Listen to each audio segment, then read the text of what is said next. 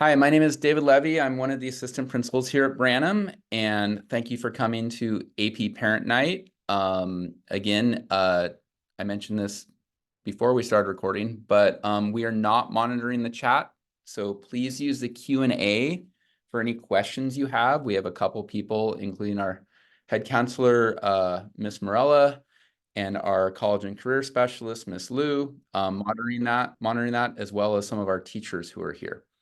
So we're going to go ahead and get started. And again, if you have questions, they'll be, you can put them in the chat and we'll be answering them as they come up, as well as a question and answer session at the end.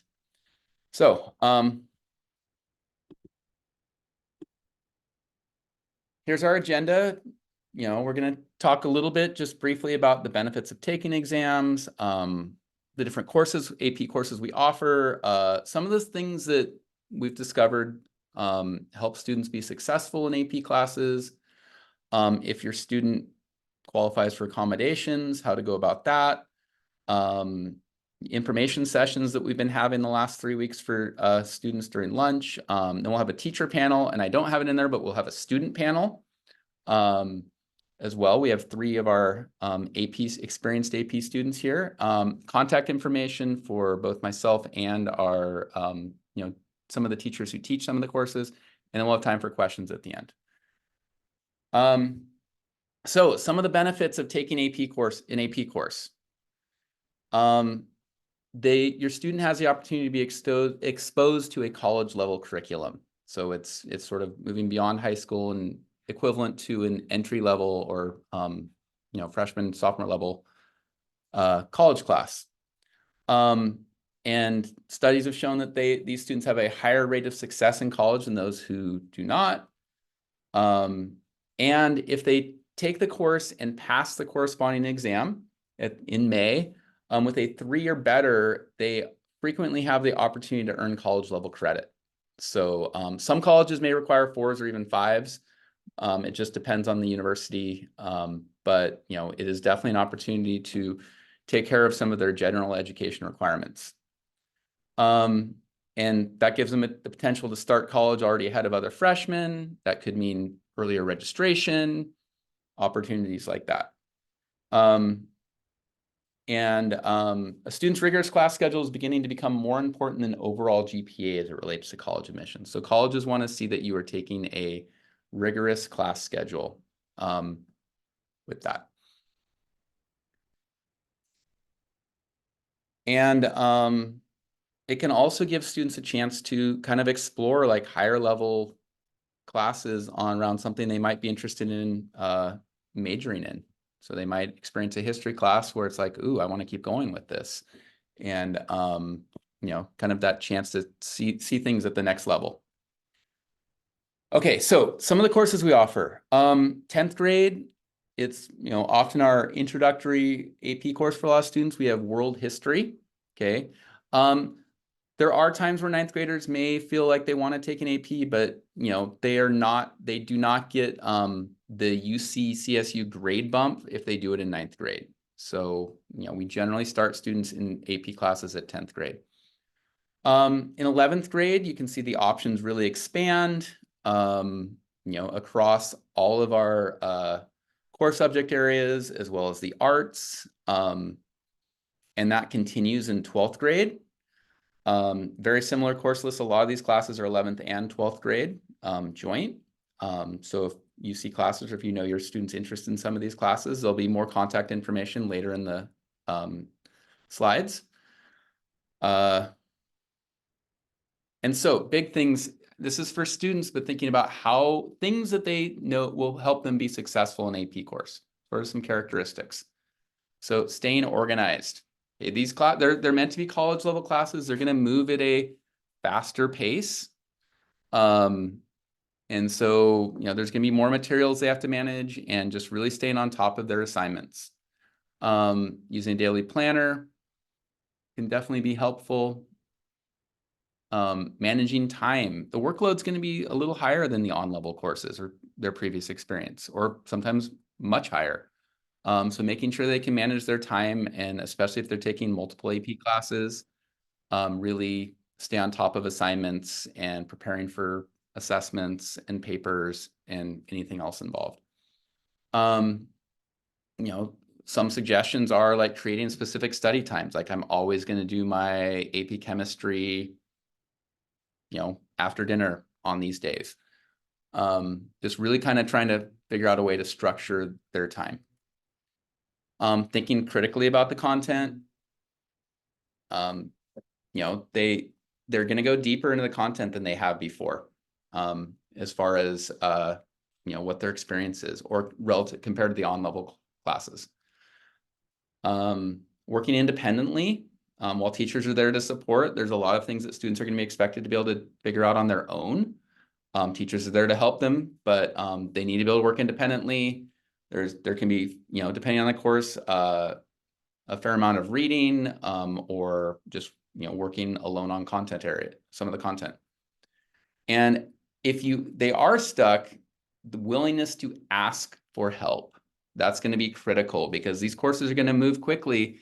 And if, you know, students are reluctant to ask for help, by the time they actually are getting the help, they can be fairly behind in the curriculum, or that, you know, the class will have moved on from there. So really just that willingness to ask for help when confused is going to be important. Again, teachers are there to help them through this experience. Okay. During tutorial, you know, depending on when the teacher is available before or after school, just, you know, really working with that time that's available. Using email can be a great way to reach out to teachers. Okay. So how can I help my student be successful in an AP course? Help them be organized. Okay, check in on them. If you know your student has a history of not being or having organizational challenges, help them get organized. You know, using the syllabus, the information teachers are posting on Canvas, and really just making sure that they're staying on top of things.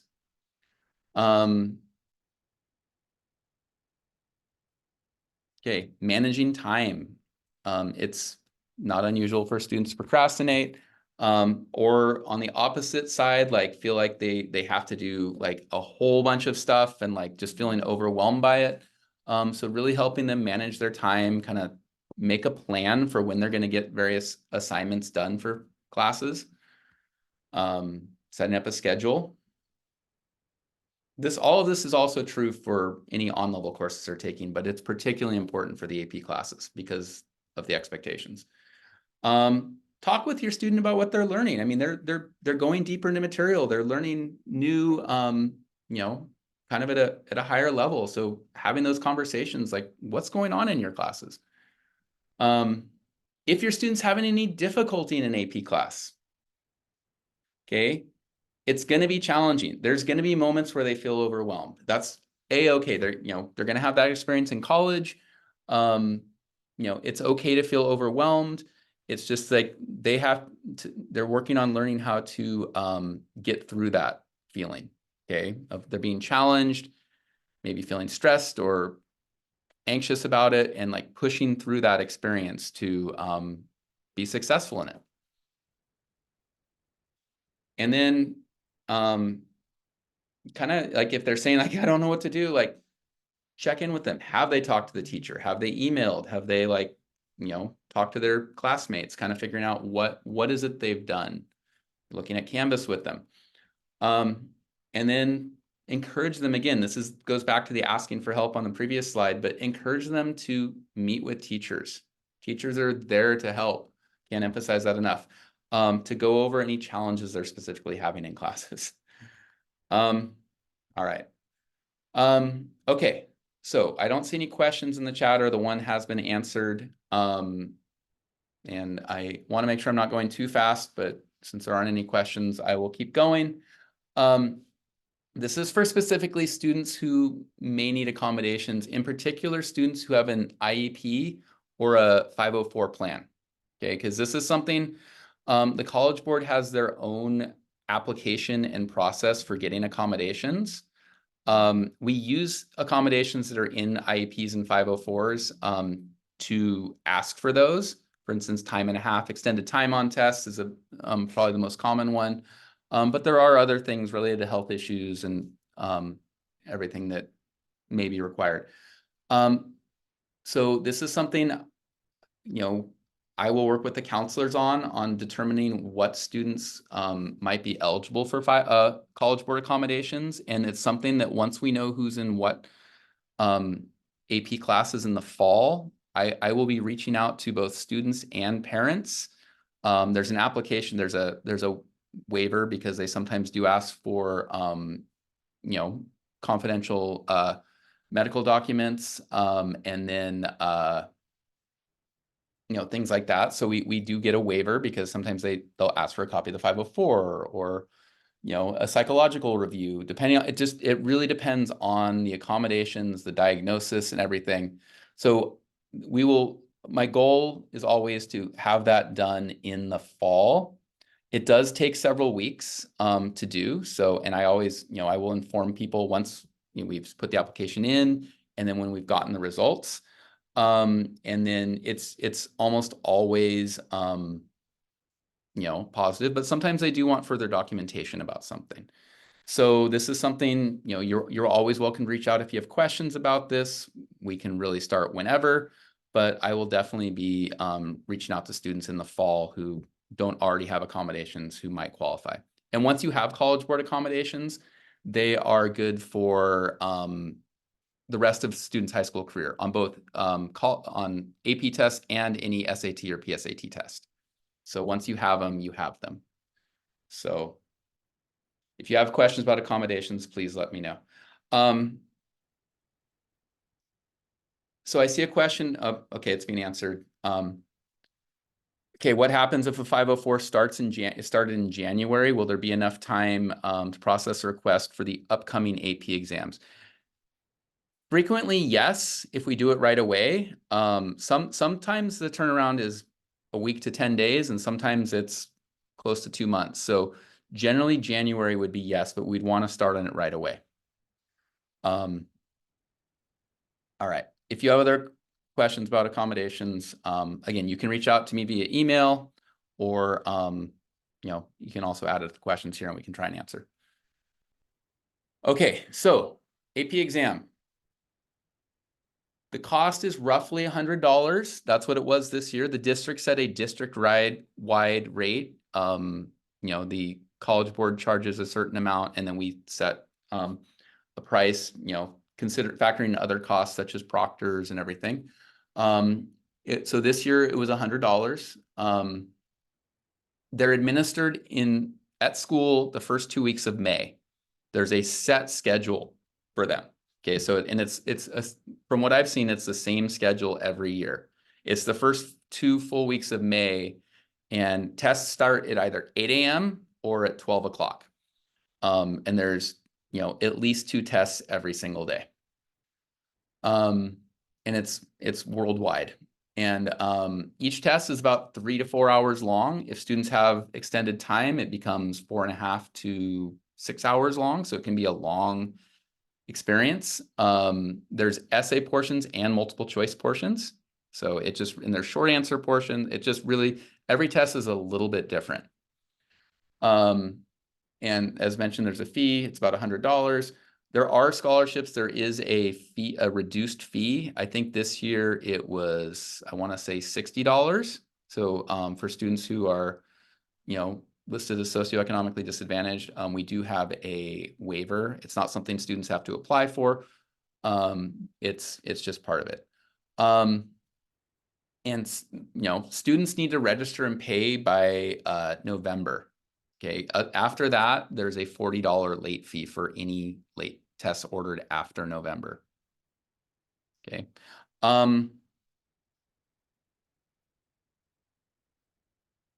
So that's sort of the payment and the times. And again, it's pretty consistent. There is a late testing week for students who something comes up that week, or they have 2 tests at the exact same time. And so, but it's a very brief and sort of hectic 3 days for students needing to make things up. All right, so next steps on what we're doing. Okay, so you can do this now, even if they are not yet in. You can go to collegeboard.com and register as a parent, or students can register. When they join their AP class, they will be joining AP Classroom with their teachers, and that'll provide a lot of information. Teachers use that, to provide some of the assignments in class or use for review. They're going to click on AP Central when you go there, and you can see the course descriptions. The very broad, like universal course descriptions about the AP exams. When the exams are, and again, it doesn't change. It's just always the first 2 weeks of May, from Monday to Friday, those 2 Mondays through Fridays. How students can earn college credit and stand out in the admissions process, again, from the College Board. As far as college credit goes, if, the CSUs, I believe, and the UCs have like sort of standardized, I know the CSUs have sort of standardized, this is what they give for each exam. College credit, every university can be kind of different, but it can kind of give you a sense of what it looks like here. Hopefully they attended if they were still learning about them. We had information sessions. I think we're wrapping those up. Tomorrow is our last one. We've had them for the last 3 weeks. Our lunch and learns with various AP teachers, just so it's not required, but it was just so students could learn more about about each of the AP classes we offer. If they miss that or they still have questions, they can reach out to the AP teachers directly. And emails are going to be available on the slide later in the slideshow, and this will be posted on school website.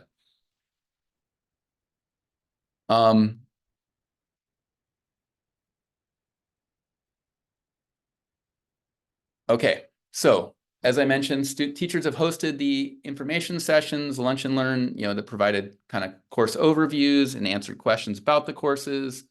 Then as far as what students need to do now, if they've already registered for courses, this might already be in progress. They should, pick up any paperwork related to the class, decide which courses they're going to take. If they want to change things, they have until May 1st. If they decide, oh, I want to add this course or I want to change that, they have May 1st is the deadline to make any requests for change. They need to turn, if they're planning on doing an AP class, they need to turn in their AP contract to their school counselor. Again, all of that by May 1st. Okay, so we're going to start with our student panel. And we have 3 students, Leah, Adyan, and Avishad. And do we give our students a chance here? All right, students, you are up. Can you share some of what your AP experience has been like, and then recommendations you may have?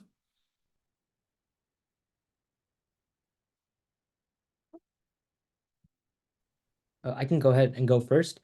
Hello, my name is Adyan. I've taken quite a few AP classes here at Brenham, and they have definitely been a big standout part of my experience. So like Mr. Levy was talking about the opportunity to really go deeper into course material and really sort of think critically about different subject areas would really be my standout experience from that. So for example, I took a chemistry in my sophomore year and then AP chemistry my junior year. It was really rewarding to go deeper into the material I'd experienced before and learn new things and learn new applications. And that's true for many courses. So I would definitely recommend all students to take them. But like Mr. Levy was also saying, time management is a pretty big part of it, especially if you take more AP courses or perhaps AP courses in different subject areas. Learning how to balance that is really important because beyond initial coursework is also the very important part of always staying up to task with what the teacher just recently taught or what's going to be coming up so you can be best prepared in class and be able to answer questions or work on assignments. I can go next. My name is Leah. I took 9 APs in high school, or I guess right now, and I would say that AP classes are very beneficial, because most people like they take like 1 AP in like their sophomore year and they take more and more as it goes on. And I feel like it's really helpful in terms of like getting prepared for college level classes. And like a lot of APs kind of build off on each other for like AP Lang. Like if you took AP Lang, then AP Lit is a very similar sort of like test. It's like the exact same with like AP World and AP History and AP Gov. So I think like at least taking one or two APs in like your sophomore or junior year, it will be really beneficial. And there's also a lot of other students who take the same APs as like your student might, and I think like there's like a support there too. So Hi everyone, I'm Avishad. I'm currently a junior. So I really like all the AP classes I've taken. So last year I only took one AP and that was AP World History and I really enjoyed the experience. It taught me a lot about work ethic and staying organized. And as much as it helps you build skills, it also helps you practice existing skills that you may already have and develop your existing skills as well. This year, as a junior, I'm taking 4 AP classes, and 1 to 4 is quite a different, you know, workload amount. As probably expected, AP classes they do require a lot of time and effort, and I think it's really important to be well-rounded as just like a person in society, not just as a student. So I think it's really important to build time management skills, and I think that AP classes really help with that because of the heavy workloads and everything, but it's definitely all worth it. I think that a lot of APs are really useful in life too, beyond just like you can get a grade bump for your GPA or it will help you get college credit. Like I'm currently in AP Lang and we have to write rhetorical analysis essays. That's part of the course. And now every time I see a piece of text or a speech or anything, I really can't unsee rhetorical choices. So I've been noticing that those types of things are really, they make a lasting impact on your experience as a student and your knowledge. Also, like I'm also taking AP US History as a junior, and that class has just really helped me learn more about how like the United States of America has come to be, like why laws are the way they are, why policies are the way they are, and ultimately how my world affects me. And I think that's really important. And in AP Psych, that's just, I'm also taking that one. It's just a huge class that teaches you a lot about life skills. And I think that beyond just the whole like, oh, I'm going to get a grade bump from this class or I'm going to get college credit, a really good just knowledgeable class to have because there's so many lasting impacts in different various manners that have definitely positively impacted me. The one biggest piece of advice I would give to aspiring AP students is really just take classes that you're genuinely interested in. I think that a lot of people want to take it for academic validation, and although that may feel nice, when you do well and you're proud of yourself, 100% be proud of yourself. That's really important. But I think that if that's your only driving motivation, then it's not going to help you be as successful in the class. Take things you're interested in. Take things that, like I said, will help you have a lasting impact on everything. And not you may not know what you want to do right now, and you may. It really depends. But either way, just take the classes you're interested in. It will definitely help you in the long run. Thank you. I just have one question for you all, and then if other questions come up, we can answer those too. Especially for first-time AP class takers, what was the biggest challenge you faced in taking an AP class? If anyone's willing to, or has one that comes to mind. For me, my first AP class, like I said, was AP World History my sophomore year, so last year. And I think the biggest shift in kind of what I'm used to is all the timed. Like all the exams are very timed. It's very time heavy. For example, I had to write 5 paragraph essays in about 40 minutes, and that was something I'd never been used to. But I'm much better at it now, and definitely that class helped me because now I have to do the same thing in AP Lang, and I'm going to continue to do it in my other AP History classes and other classes where writing is a huge thing. And even in AP language classes, you have to do timed writing. So just the timed aspect of it is something that is going to take a little bit of time to get used to, but it's a cool skill to have for sure. Okay, thank you. I would say so. I took 2 APs in my sophomore year, AP Calculus AB and AP World History. So I would say sort of a common theme between those was the breadth of content you're learning. So, for example, in AP World, you're learning a huge span of time and covering vast regions. But beyond just sort of learning about your, I guess, basic facts about what happened or important historical details, you're really trying to apply your learning to either situations in the modern context or situations as it happened back then. But really trying to understand why is this person source saying what they're saying, and how does that really impact how other people view them at the time, and how do we view them today?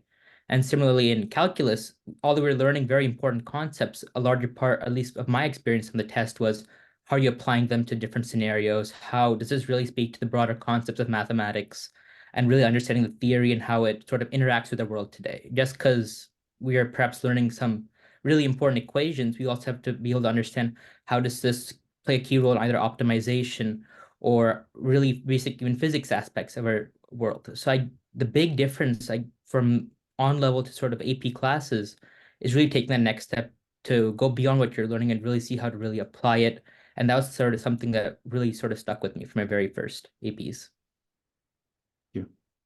For me, like my first AP was also AP World History, and I think a very big aspect that like kind of was different was that like for on-level classes, like you take finals like at the end of each semester, but for like an AP class, you have like the AP test in May, so you have to like finish the curriculum by at least like April so that you have like a month of like studying and review. So I feel like for some classes that I've taken, like the curriculum went by pretty fast, which made it so that there was like a lot of frequent testing and a lot of like homework that you need to like apply what you've learned to show that you've actually learned the content.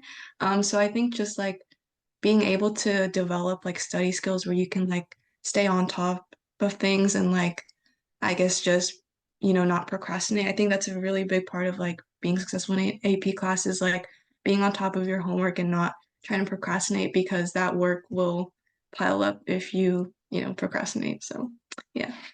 Great, thank you. All right. Thank you, students, so much. If you were able to stick around in case any other student-related questions come up, that would be wonderful. And then I think we are going to move on to our teacher panel. So we're lucky to have 5 teachers with us, Mr. Chavarin Ruiz from World Language, Miss Brady from Math, Miss Follett from English, and Miss McInnes for Social Sciences, and Mr. Johnson for Science. So thank you so much. And I don't know if anyone wants to start just sort of like what the expectations are as an AP teacher. Yeah, I'll start for English if that's okay. Sure. Okay, so my name is Chelsea Follett, and I am representing tonight the English department. A little bit about what's available at different grade levels. So every grade level has basically what we call like an on-level English class, and those on-level English classes are really good classes. They're kind of your basic English class, and then sophomore year we have an honors class available to 10th graders, and that honors class is generally for students that kind of want to push themselves and challenge themselves a little bit more than is possible in the basic on-level English class. That class is not required before students take AP classes their junior and senior year, but it's certainly recommended because a lot of the skills they learn their sophomore year in that honors class kind of transfer over really nicely to junior and senior year AP classes. And then for junior and senior year, we continue to have those on-level classes, those kind of basic English classes, but then we also start offering AP Language junior year and AP Literature senior year. Both of those classes are kind of like Mr. Levy was saying, they're more in line with college level curriculum than kind of your traditional high school English curriculum. And that means then by definition, they tend to be a little bit more fast paced, or I should say a lot more fast paced, and quite rigorous in terms of some policies that we always want students and parents to be aware of a couple policies before their student comes into AP Lang or AP Literature. Some of those big policies would be that generally we don't allow late work, and there's a lot of reasons for that, but the big reason is that we do so much work that we have found when we allow students to do late work, then they get behind on their current work, and then it's hard to get on top of the current work if you're always working on stuff from the past. So generally we have a no late work policy. We also, most of the writing, and this is how AP English classes are quite different from on-level classes. All of the writing that students do in AP Lang or AP Literature is timed writing that's done in the moment, on the spot. Students generally in an on-level English class, they'll be given a prompt and maybe they have 2 weeks to write an essay about that prompt, and they can often do a rough draft and then rewrites. And AP Lang and AP Literature are quite different. So students are given a prompt, and in that moment, they have 40 minutes to kind of brainstorm ideas and write the essay. That sounds kind of daunting for students sometimes right when they enter the classes, but we do, that is the only type of writing that we do in our AP English classes. So students do usually rise to the occasion and do quite well with those by the end of the school year. And then, of course, if they pass the exam with a 3, 4, or 5, generally they get college credit, which is really neat. And I will say at Brenham High School, we tend to have pretty high pass rates for all of our AP exams, which is really neat. And then quickly between, to talk a little bit about AP Lang versus AP Literature. AP Language, I've been teaching that for many years, and that's available just to juniors. That class is primarily all nonfiction. So we read a lot of op-eds and essays and speeches and letters and talk a lot about current events. And then we do a lot of rhetorical analysis. So thinking about how people use rhetoric to convince and to persuade people, basically. AP Literature is what is available for seniors, and that AP Literature class is all fiction. So they're reading a lot of poetry, a lot of prose, a lot of drama, a lot of novels. It tends to be a lot more reading because you're reading longer pieces of fiction, and it focuses more on literary analysis rather than rhetorical analysis, which is what's happening with juniors in AP Lang. But both of the classes are really wonderful classes, but we certainly want students to know, like some of the student panel was mentioning, it is a lot more work than an on-level class, but we rarely have people that regret taking the courses. So yeah, if you have any other questions, please feel free to drop them in the Q&A, and I'd be happy to answer them.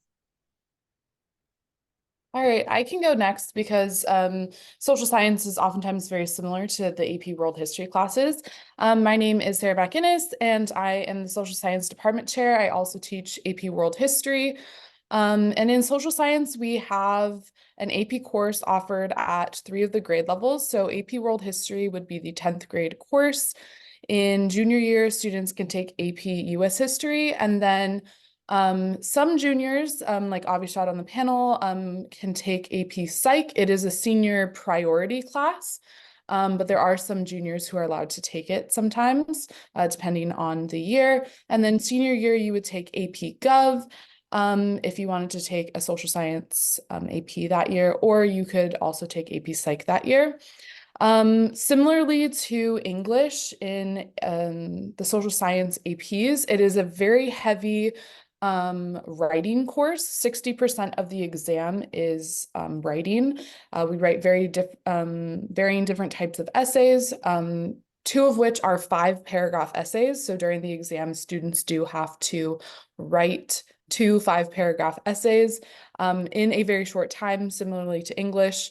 The long essay question, students are receiving a prompt, reading it and writing it in 40 minutes. And then we have the document-based question where students have to read and analyze 7 historical documents, plan an essay and write an essay all within 1 hour, which is definitely a daunting task. But again, that's what we do all year long. We practice for that.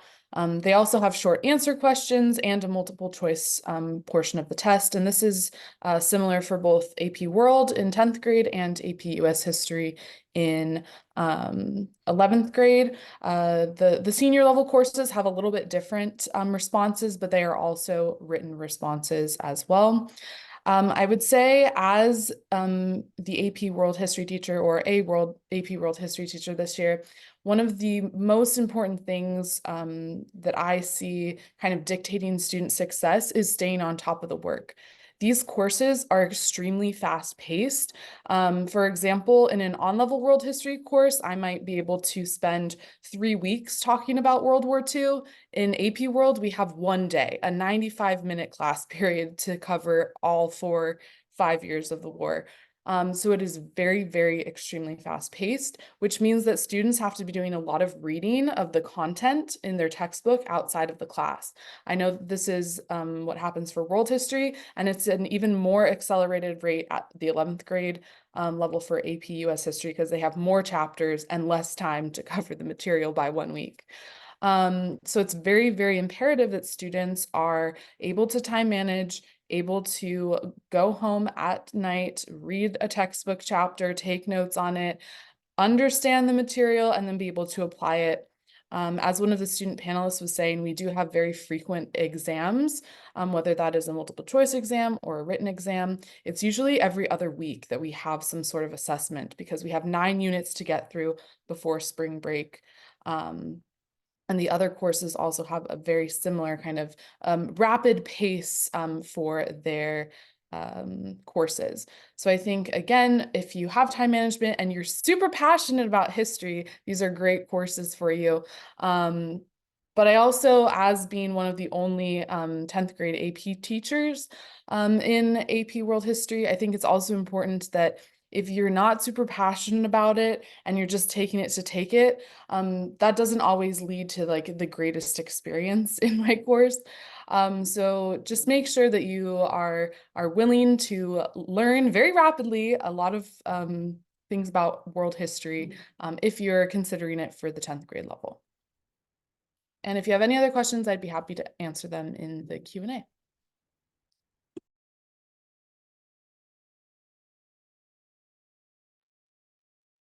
I'll go next. Hi, I'm Jennifer Brady, and I'm the math. I teach Calculus AB, and we have 3 courses within the math department, AB, BC, and statistics. In our department, or at Branham, you must go through Calculus AB before taking BC. You cannot skip AB and go into BC. And statistics is separate from the calculus series. So if a student is not interested in taking the calculus, which is more of the math pathway that they follow through algebra, geometry, algebra 2, and so forth, then statistics would be a good class to take. It is also a course that is used in, or is a requirement for many majors in college. As far as things that would be helpful, like everyone else has said, time management, staying up on your homework. We do go at a fast pace. The Calculus AB class does about 2 sections every class period. We have 8 units to get through. All the tests are timed. The students get 2 minutes for multiple choice, no calculator, 3 minutes with a calculator, and then they also get 15 minutes per free response, which is a written.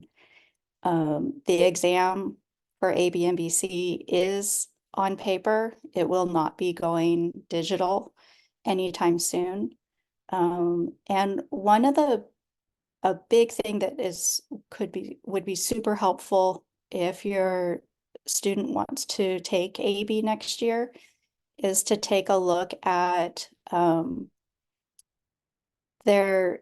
review their algebra skills. So if they're taking STEM, the STEM teachers have a list of topics that it would be helpful for students to brush up on before they get into the course, because if their algebra skills are a little weak, it's going to be much harder to do the calculus. Many times they can do the calculus just fine and they make the mistakes in the algebra. And I think that's the quick version.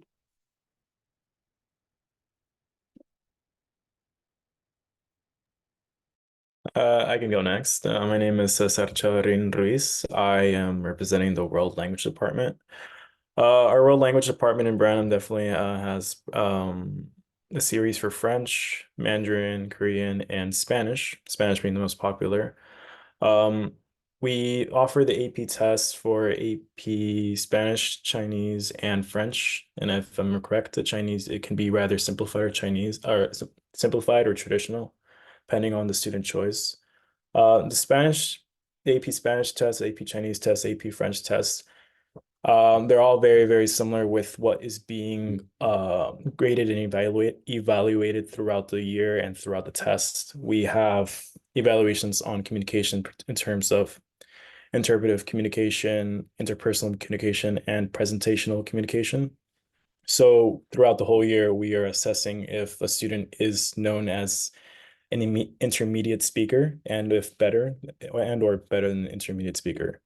So we are consistently trying to evaluate how their writing is, how their speaking is, how their listening is during the class through the media that we show, and everything in between.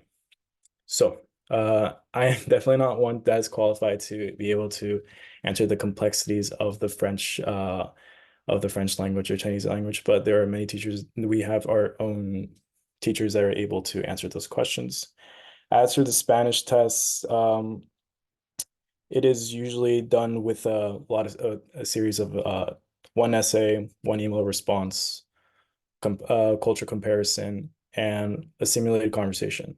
Those four aspects are pretty consistent throughout all the language tests, including AP Japanese and AP German. However, we do not offer AP Japanese or AP German. The students can still take the test if I'm correct on that. However, we don't provide those series in our school.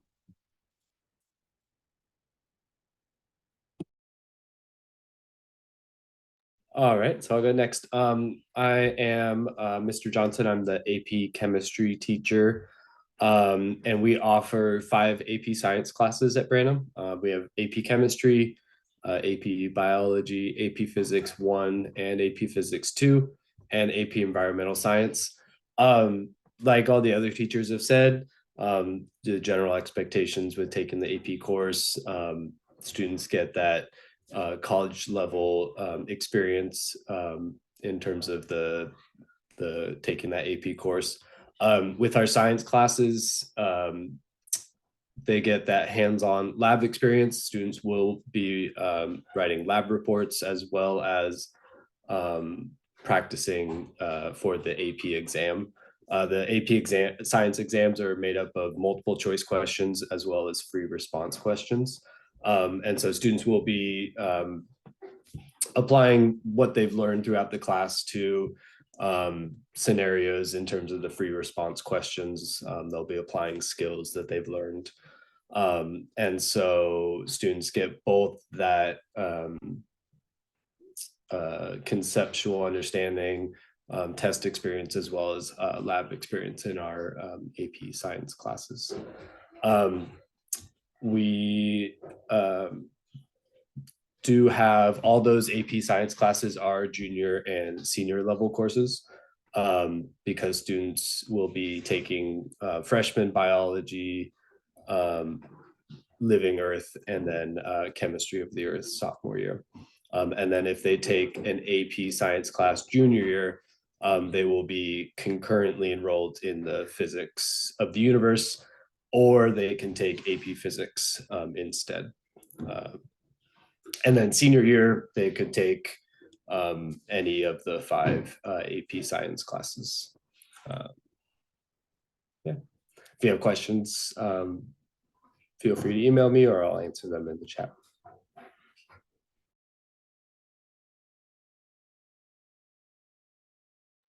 Thank you so much, everyone. And again, like if you do have questions, please let them know. We have 2 departments that are not represented here tonight. We have our visual arts department, and the visual arts APs, we actually offer 3. We have 2D design, 3D design, and drawing. Those are slightly different just in the way they're assessed. Students actually submit a portfolio of work that they develop over the course of the year. So, and those are generally capstone classes, you know, it's generally seniors taking those once they have gone through the either the 2D art program or the 3D art program. And then the other one we have is computer science, and we offer 1 AP class, which is AP Computer Science, but we actually have 2 AP tests we offer because our Computer Science Principles class, we do offer the test. The class is not the AP curriculum, but it does prepare students for the Computer Science Principles exam. And then we do offer AP Computer Science as well. So those are also options for students. So with that, again, thank you students and teachers for sharing. If you have any questions, the Q&A is still open. You know, in general, like, you know, so these are going to be here. We still have a few minutes here if there are any other questions, but, you know, I have contact information for, in general, AP questions or about accommodations. You can reach out to me. You can see my email there at dlevy@cuhsd.org. But I also included, emails for one of the teachers in each of our AP exams here. I didn't include all of the teachers, but I wanted to include at least one sort of point person who can answer your questions about specifics of the various classes. So if you do have a question specifically about calculus or Spanish language, their contact information is there. And these slides will be available so you can hyperlink directly to there. So to our listening audience, if there are any additional questions that you'd like to ask right now in the Q&A, now's a great time.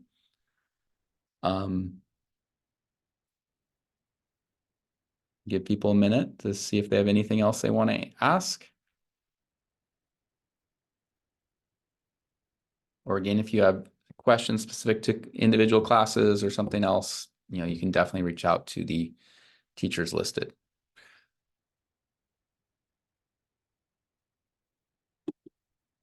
Oh, I'll go here. Yeah.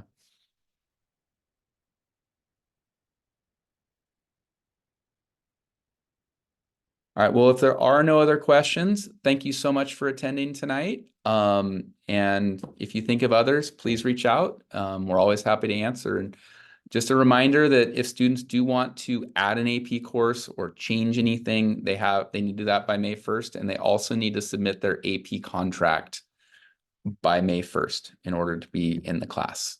Okay. So with that, I wish you all a good night. And again, if you have any questions, please let us know. Thank you so much. I'm going to